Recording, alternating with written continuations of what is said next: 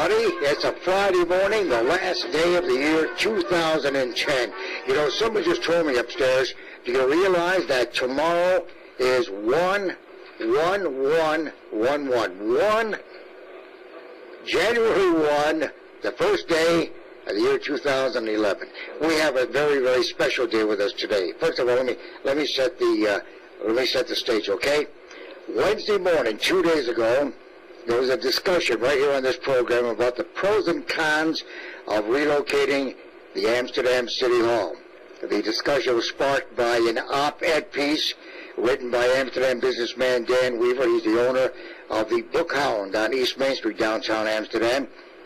There's a difference of opinion between Mr. Weaver and First Ward Alderman Joe Isabel about the intent and content of that op-ed piece. And that sets the stage. Dan Weaver, good morning to you. Good morning. And welcome to the station. Joe Isabel, Alderman Joe Isabel, good morning to you. Good morning, Steve. Good morning. Good morning. Okay, let's talk about the op-ed piece. What was the intent? What was the intent of that, Dan? Well, my intent personally is I don't want to see City Hall moved no matter what. And so I guess the goal of my writing that was hopefully to get people thinking about that and just to try to stop it from happening. Okay. Now there was a comment at the tail end of that op-ed piece about Alderman Isabel and Peter Capobianco being employed indirectly by Mr. Tesoro next door, and allegation that they should have, there was a conflict of interest. Is that right? Well, I said there was an appearance of a conflict of interest, and I think that that's slightly different than saying there is a conflict of interest. Some people took it the other way. Yeah. But, Joe? What's that? Did you take it the other way about that, the reference? Basically, Sam, a lot of people came to me and said that I was being accused of a conflict of interest. I did go down to the store. Mr. Weaver did explain to me the fact that he didn't feel it was that way, but it just looked that way. That's all. The appearances, it looked that way. And I did say, and you saw the minutes, that I would leave the committee in the event that we did decide to move the, if that was ever the decision of the committee, all right? And I'll tell you, the committee is pretty much split 50-50. There's a lot of Betty Clouds on that committee. There's Pat Beck on the other side. You know, Pat Beck is very open-minded. She wants to see the figures. But the fact of the matter is that the committee is very well split, just like people are right now. Some people are looking at it from the financial end, and some people are looking at it like you are from the end of the fact that no matter what, don't sell it. But as I understand it, though, from what Pat Beck said, Pat Beck called the show Wednesday also.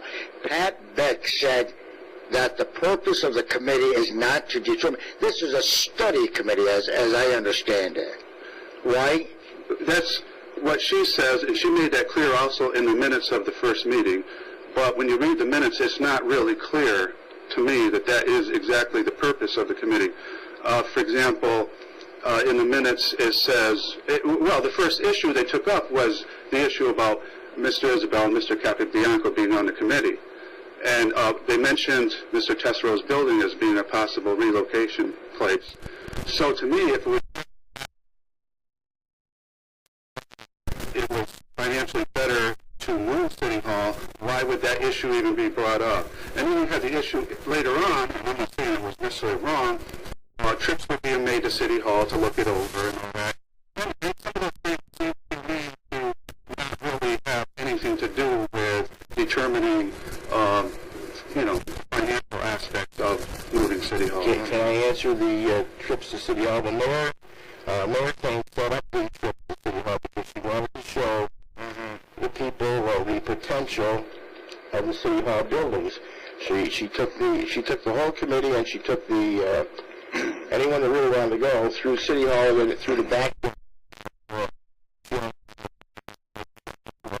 facility or something at a later time. So that was a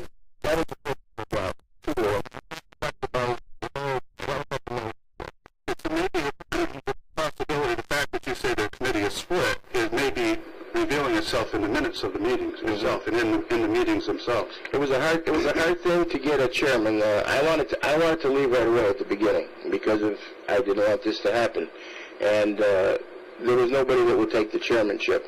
So finally, everyone agreed. Why don't Alderman Isabel keep it? I really have, and that's how I wound up staying there because I really didn't want to stay at the beginning. Did you make it clear that when the time comes for a decision that you and Mr. Capobianco are going to divorce yourselves from participating in the decision? I couldn't speak for him. He wasn't there. I spoke for myself that I would leave, but then again, Mr. Weaver said to me when I visited him that he says you have influence over the committee, and that really doesn't make much of a difference, correct? Right. I think that a chairman of any committee has a greater influence on the committee than just a regular member, and that influence from stage one, doing the financial analysis, could easily carry over into stage two, even if the committee chairman is no longer on the committee.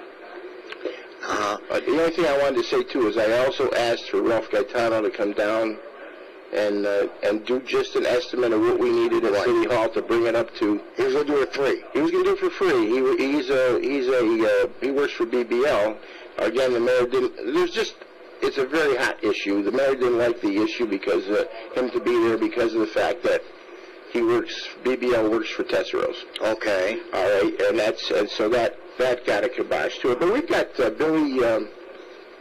Billy Bush, who runs Bush Millwork on there. Mm-hmm. Billy loves City Hall. I mean, and he's a carpenter and everything else. I mean, there's a person that could give input on some things there. I mean, it's a hot issue between people, and it's polarizing people. And I'll tell you, we've got a lot more serious problems right now than that. We do. You know what I mean? So that's it's an issue that really shouldn't have got to this proportion at this time, I think. Well, go ahead. No, my thing is, when the committee first started back, like in October, I had planned on writing a piece then. And, I hadn't talked to the mayor. I hadn't talked to anybody. This is my thoughts.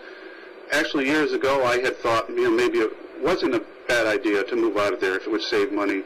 But as time went on, I realized how little of our cultural heritage we had left in this city, the more negative I became about the idea of moving.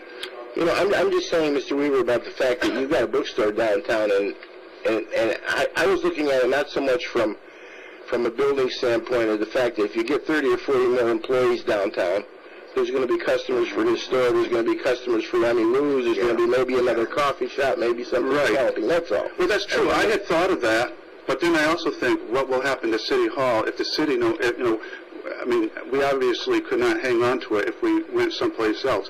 So then what happens? If we sell it, is the person who buys it going to take care of it? I mean, it would be like, as I said in my article, if President Obama decided, well, he didn't want to live in the White House anymore and they were going to sell it, and he was going to move to a condo in Florida, then what would happen to the White House? And I know this is, our City Hall is as small potatoes compared to the White House, but to people in Amsterdam, myself included, it's a real treasure from a historical point of view, from its architecture, and by the way, the architect who built it, who designed it, he designed the YMCA in Paris, France. Mm-hmm. He designed probably 50, 60 buildings in Albany. He's a world-class architect. Are you basing the entire thing on the historical stature of the building? Have you discounted how much it costs to repair and all that? No. Have you taken that into consideration? In fact, let me say this. My understanding is the building is 21,000 square feet, and it costs $160,000 a year to operate. Mm-hmm. Okay. Now, you divide that out, and what you come out with is that it is costing the city $7.62 a square foot annually, or $63.5 per square foot monthly. Now, when you rent commercial property, it usually goes by the square foot. And my looking at commercial properties over the years, and even recently, even yesterday I went on and looked, it's hard to find property that cheap.